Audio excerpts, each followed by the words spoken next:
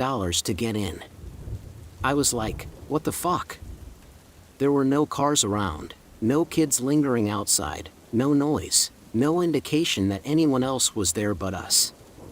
Also, the basement was dark and trashed and smelled terrible. I had been in there before, and there was absolutely no way a party would be fun or even feasible. Lisa said something along the lines of, "That's fine, we were just leaving." And the guy responded, "I was just kidding.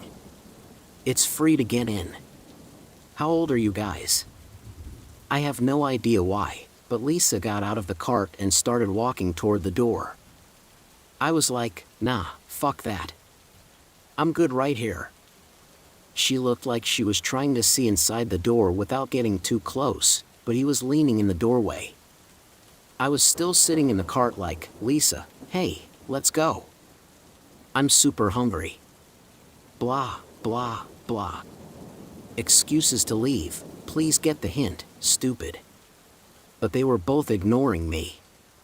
Then I noticed someone in the window, which was directly in front of the cart, not even trying to be discreet with their finger to their lips like they were telling me to be quiet. Then the guy in the window, or girl, but I think it was a guy, starts dancing. I think he was swaying and chomping his teeth, and it was the most unnerving thing I've seen to this day. So I yelled, Lisa, we need to go or I'm leaving because I have to pee. And I guess she sensed my urgency because she stops talking to the guy in the door, who was honestly just making casual conversation at this point, and walks back to the cart. She tells the guy, we'll be back in 15 minutes, and he waved goodbye. Window person, by the way, stopped dancing when Lisa walked back to the cart and was now looking towards the door at his friend. I am happy to say that we arrived home safely, but I freely admit that I was crying my eyes out trying to explain what I saw. I told her that I was never ever going back to that house again. It was more than likely just two guys who were high and trying to scare some 13-year-old girls. But even so, you should not try to lure children into an abandoned house. When I was about 4 years old, my parents got divorced. They were constantly at each other's throats because they were both extremely narcissistic and had addiction issues. When they finally split, my mother completely banned me from seeing my dad.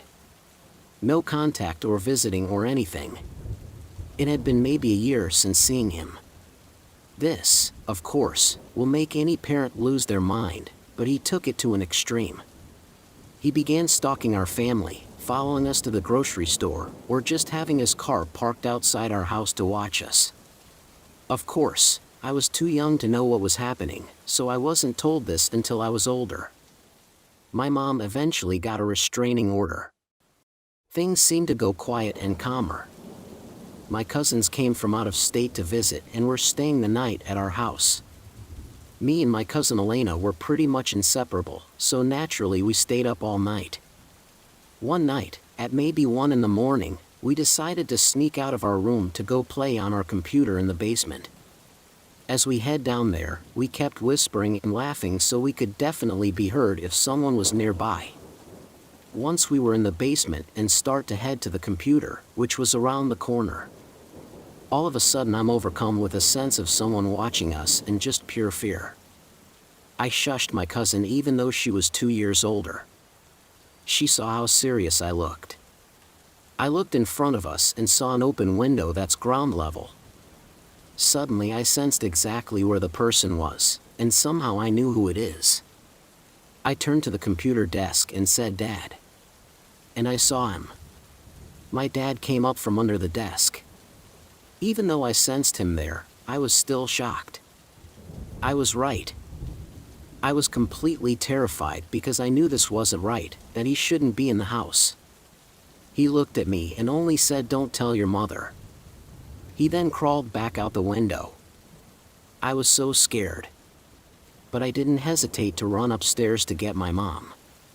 She was passed out drunk, so she didn't wake up.